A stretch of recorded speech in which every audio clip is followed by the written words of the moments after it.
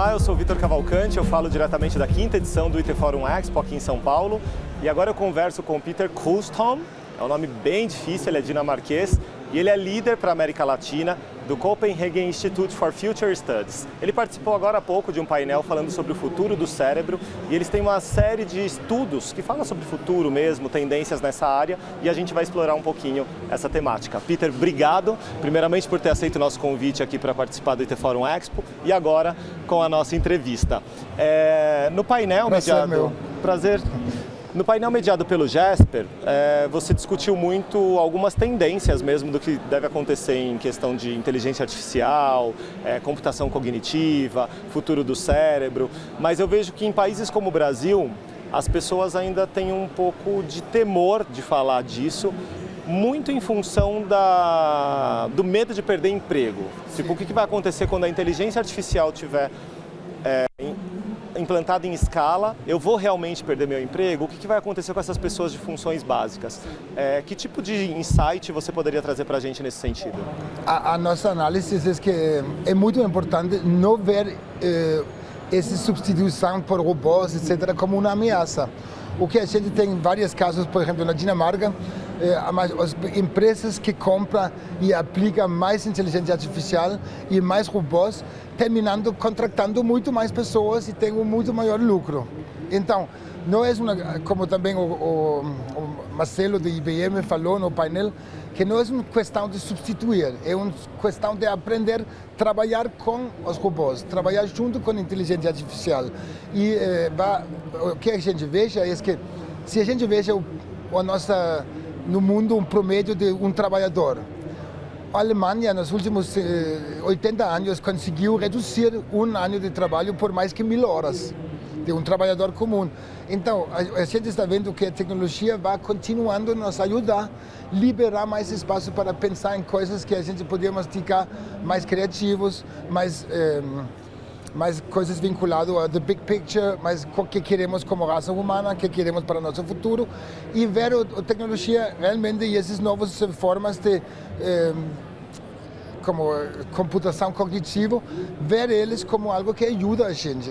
A gente está vendo que realmente precisamos não ter medo, mas claro que vai vir uma área de transação onde a capacidade de muitas pessoas vai ser desatualizada, né? E onde precisamos aprender novas ferramentas, novas especialidades. Agora, quando a gente fala da questão da soma, e eu realmente acho que ela existe, essa ampliação do conhecimento, essa ampliação da capacidade humana por meio da inteligência artificial ou de qualquer outra tecnologia, a gente fala muito em economias maduras, a Dinamarca, a Alemanha, o Japão, os Estados Unidos. Mas quando a gente olha para países emergentes como o Brasil, a situação é muito diferente.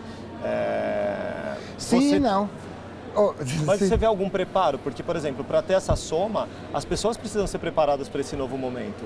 E eu não vejo em economias emergentes as pessoas sendo preparadas para esse novo momento ou para essas novas funções que vão ser contratadas futuramente a partir de uma inteligência artificial. Aí eu acho que o Brasil é um caso único, é um caso especial, porque é verdade que talvez não é tão preparado como, por exemplo, outros países como Japão, Dinamarca, Estados Unidos, mas à mesma hora eu acho que não é tão verdade, porque se vemos em toda pesquisa que a gente faz aqui, sempre foi ressaltado a adaptabilidade do brasileiro, ou adaptabilidade ou fome de novas tecnologias, né? Então, como tem aqueles exemplos meio batidos, né, que em África, por exemplo, eles nunca tinham uma linha fixa de celular e foram direto para o smartphone e está dominando esse meio, né? E a mesma coisa eu acho que acontece no Brasil, né? Que em realidade as novas tecnologias ajudam um monte de economia, em realidade fica mais democratizado e mais igualdade, né? Porque vocês não precisam fazer um desenvolvimento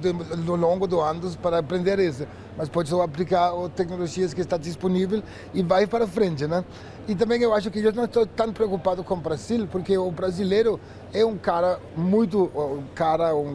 mulher ou homem que seja, muito resiliente, que entenda virar com a situação. Pegou crise, vai lá na rua, pegar outro trabalho, ou fazer um startup ou alguma coisa, né? Então, eu não tenho esse medo tanto para o Brasil. Claro que precisa, as instituições, o governo precisa seguir, porque vai ter um tempo de transação onde pessoas não vão ter que reaprender e ser reeducadas, né? Então, o futuro tem um monte de possibilidades, mas também tem um monte de lugares onde pode estar PT. Discutindo um pouco mais a fundo essa questão, existem muitas teorias da conspiração em cima de inteligência artificial, computação cognitiva. Esses dias mesmo eu estava lendo um texto super longo sobre isso e eles questionavam até se utilizar em demasia a inteligência artificial não faria que o próprio ser humano subdesenvolvessem suas capacidades, porque você acaba ficando meio preguiçoso, você deixa que a máquina pense tudo por você e o seu cérebro passe a trabalhar menos. Isso pode acontecer? Pode, e isso está acontecendo. Mas eu também estou mais otimista que esse, né? Deixa eu explicar.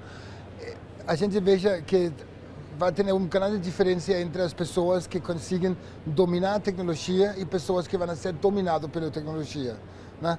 Então, nunca antes a educação foi tão importante, mas talvez a educação como praticamos hoje não é relevante para o futuro, porque precisamos outra habilidade como pensamento criativo, não precisamos saber um monte de coisas especializadas, porque esse podemos ter ajuda da computação, que claro que pode ser um pouco. A gente fala que o ser humano no futuro vai cada vez mais usar a cognição para ser vinculado à nossa consciência. Pensa cuidando do big picture, cuidando onde vai o mundo, etc. Né? Então, o próprio ser humano não entendemos nossa consciência ainda. Então, pensar que podemos criar uma inteligência artificial com consciência, a nossa análise não temos esse medo. Agora, olhando lá na frente, você realmente não tem medo nenhum sobre esse futuro que se projeta? Claro, eu tenho medo também sobre o futuro. Não é que só vai ser... Fico mais aliviado. Sim. Não, mas tenho mega responsabilidade em cima de nossa agora, né? Porque é nós que cria o futuro, né? A gente sempre fala do Copenhague, que mexemos com o futuro, que o futuro não existe, o que existe é uma série de futuros possíveis. Essa abordagem significa que o futuro acontece agora. Então, essa é nossa responsabilidade e oportunidade. E claro, eu não estou falando, nos últimos 100 anos foram identificados, tínhamos mais que 11 genocídios. Então, o mundo tem muito para ter medo no futuro, mas se vem o outro lado, a tecnologia democratiza, dá acesso à informação e conhecimento a um público muito maior, podemos solucionar muitos problemas. Como eu também falei no painel, temos sempre que relembrar que a gente sabe de nada. A gente sabe de muito pouco e os avanços que estão acontecendo muito rápido têm o potencial de transformar o mundo pelo bem e pelo ruim. E é nossa responsabilidade lutar para que essa transformação fique pelo bem. Esse falado não vai ser fácil, não vai ser. Entendo. Peter, obrigado mais uma vez pelo seu tempo. Eu sei que hoje você ainda viaja para a Dinamarca. Obrigado mais uma vez, foi um prazer. Sim, pode contar. Eu queria só falar muito obrigado pelo convite e parabéns pelo excelente evento. Eu acho que eventos assim, onde um monte de pessoas pensam juntos, que vai para vir, esse faz toda a diferença. Com certeza, a gente acredita nisso. Pessoas juntas vai produzir um conhecimento muito maior, gerar negócio e movimentar ainda mais a economia. Eu sou o Vitor Cavalcante, eu conversei com o Peter, ele é do Copenhagen Institute for Future Studies, direto do IT Forum Expo. A gente se vê. Até a próxima.